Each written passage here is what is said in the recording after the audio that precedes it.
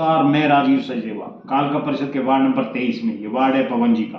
पवन जी, ये सड़क लगभग पिछले 5-6 सालों में तीसरी बार बन रही है। मैं आपको बताऊंगा ये तीसरी बार कैसे बन रही है। सड़क की हालत आपको पूरी दिखाऊंगा और अब आपको स्टार्टिंग करता हूँ ये टाइल्स से। ये जो आपको टाइल्स नजर आ रही है ना, ये इस सड़क से पिछले साल उतारी गई थी। जब पिछले साल जब ये टाइल्स उतार के रखी गई थी तो उस समय जय साहब सुभाष जी थे। सुभाष जी से पूछा गया था कि जनाब ये टाइल्स, तो उन्होंने मुझे ये कहा था कि ये जो टाइल्स है ना दोबारा हम इस सड़क के ऊपर लगवाएंगे। बहुत अच्छी बात है।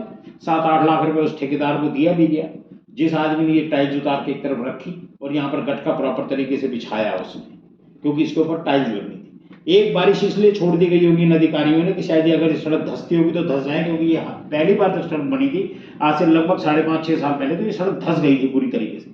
समझ किसी को नहीं आया कि क्यों धंसी। चलो उस चीजों में हम नहीं पढ़ना चाहते, हमारा मुद्दा है सड़क का। एक तरफ स्टेशन, एक तरफ रेलवे का रोड लगता है, एक तरफ कॉलोनी। और अब आप ये देखिए, डंपिंग ग्राउंड कह सकते हैं इसको, टाइल्स का डंपिंग ग्राउंड, जहां से सारी टाइल्स सड़क के ऊपर से उतारी गई।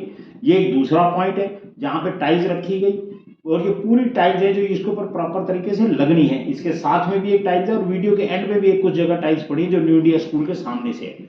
अब आप खुद लगाइए कि कितनी टाइल्स लगी और कितनी टाइल्स इस ठेकेदार को लगानी है और कितने लाख का काम है। एक एक पैसे का हिसाब लिया जाएगा, क्योंकि इस समय एक्सियन मनदेव है। जिस समय पिछली बार जब ये सड़क बनी थी नामालूम कौन था, लेकिन जब इसका लाइबिलिटी पीरियड पूरा हुआ था, जब उस समय हरीश एक्शन हुआ करते थे। साहब सड़क की हालत देखिए। एक्शन साहब से कहा भी गया था, हरीश एक्शन साहब से, सर लाइबिलिटी पीरियड होने के बाद आप इस ठेकेदार की सिक्योरिटी तो दे रहे हैं पर सड़क ठीक नहीं हो रही। तो एक्शन साहब ने मुझे एक बात कही, बोले क्या मैं इसके गले पे पैर रख दूं? नहीं रखवाना है मेरे को किसी ठेकेदार के ऊपर पैर। तो इसका मतलब है कि आप एक्शन साहब सरकार के गले पे पैर रखेंगे जिस सरकार का आप खाते हैं। और ये सड़क की हालत देखिए, ये गटका बिछवाया गया, हालत आज भी खराब है इस सड़क की, क्योंकि वो ठेकेदार तो पहली बार काम करके लाइबिलिटी पीरियड ले गया, अपनी लाइबिलिटी में सिक्योरिटी तो वो ले गया, उसको क्या टेंशन है? टेंशन तो हम लोगों को रही। सड़क के बीच में खंभे भी रहे, वो भी हटवाए। एक्शन साहब, मुझे आपसे 100% उम्मीद है। आप जब एमई थे, जब भी आपने ये सड़क बनाई थी और जब ठेकेदार भी यही था, जो व्यक्ति आज जिसको कॉन्ट्रैक्ट मिला, अब आप एक्सीएन हो गए और ठेकेदार साहब को भी 10-12 साल का एक्सपीरियंस हो गया होगा कि सड़कें कैसे बनती है। क्योंकि जब पिछली बार ये सड़क उन्होंने बनाई थी, फर्स्ट टाइम सीसी की सड़क थी, उसके बीच में खंबे लगे हुए रह गए थे। अब इन ठेकेदार साहब को भी आइडिया हो गया होगा पिछले 10-12 साल में कि मेरे को सड़क बनवानी कैसे। अब ये उम्मीद की जाती है, क्योंकि अब तो एमसी साहब भी हैं, in the presence of MC, अब ये सड़क प्रॉपर तरीके से बनेगी।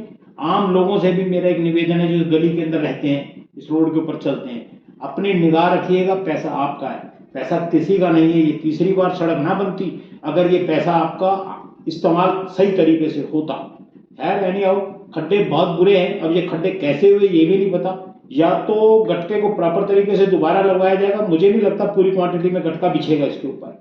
जैसे जैसे हम न्यू इंडिया स्कूल की तरफ चलते जा रहे हैं, ये पूरी की पूरी आपको रोड नजर आ रही है, सड़क की कंडीशन अच्छी नहीं है। थोड़ा थोड़ा उसको काम करना पड़ेगा। लेकिन अगर वो व्यक्ति ठेकेदार ये चाहता है कि मैं 100% गटका डालूंगा तो 100% गटका इस पर आएगा नहीं, क्योंकि ऑलरेडी इसके ऊपर पिछले साल गटका डल चुका है।